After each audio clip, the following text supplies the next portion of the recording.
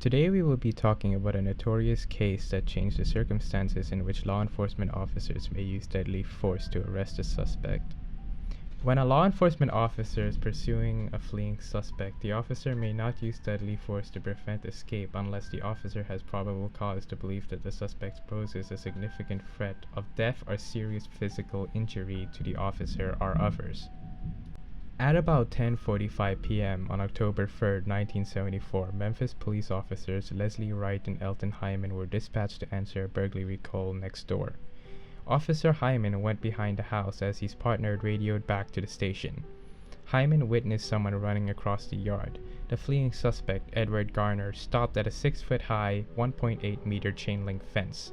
Using his flashlight, Hyman could see Garner's face and hands and was reasonably sure that Garner was unarmed. The police testified that they believed Garner was 17 or 18 years old. Garner was in fact 15 years old. After Hyman ordered Garner to halt, Garner began to climb the fence. Believing that Garner would certainly flee if he had made it over the fence, Hyman shot him. The bullet struck Garner in the back of the head, and he had died shortly after an ambulance took him to a nearby hospital. $10 and a purse taken from the burglarized house were found on his person.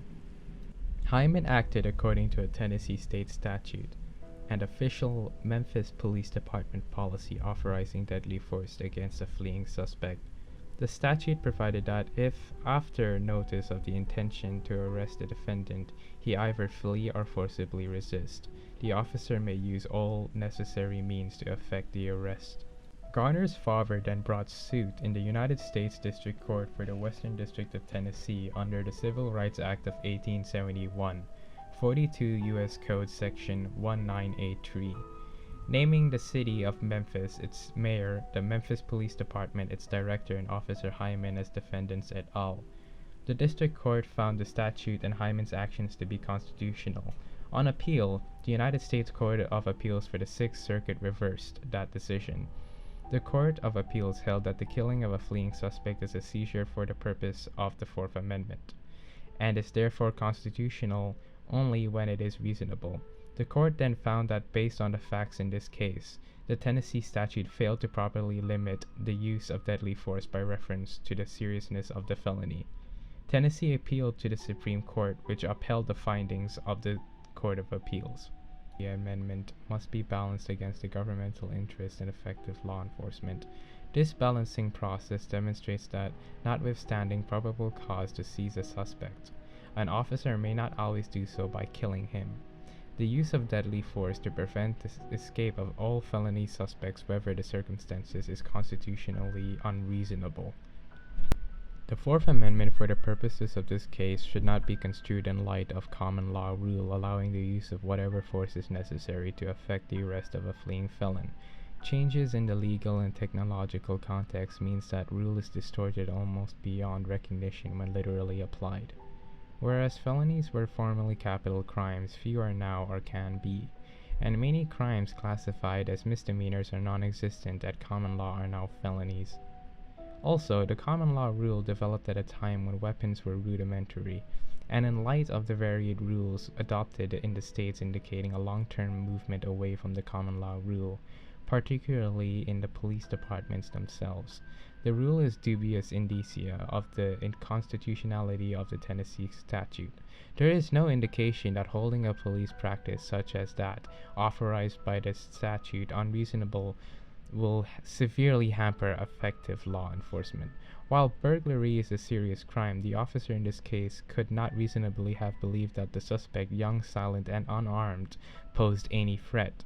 Nor does the fact that an unarmed suspect has broken into a dwelling at night automatically means that he is dangerous. Although this might all change.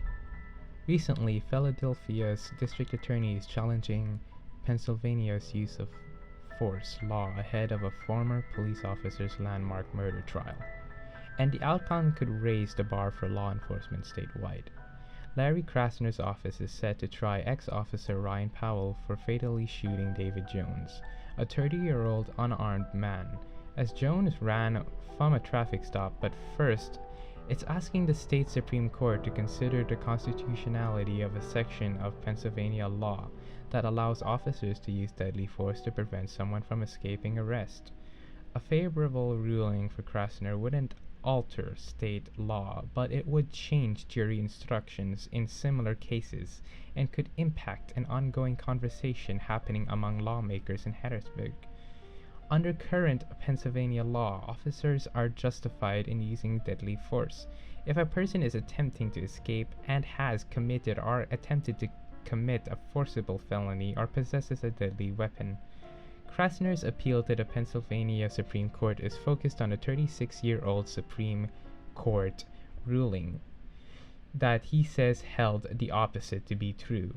In that ruling, Tennessee v. Garner, the justices concluded the use of deadly force to prevent the escape of all felony suspects, whatever the circumstances, is constitutionally unreasonable.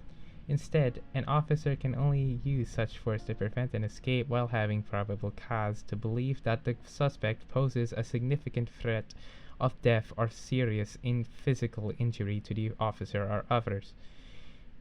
In a brief filed this month, Krasner's office argued that, among other issues, state law is silent on the definition of forcible felony and very broad in its consideration of what a deadly weapon is, meaning these sections don't pass constitutional muster. So we will have to pay attention to this case very closely to see how law enforcement might change in Pennsylvania.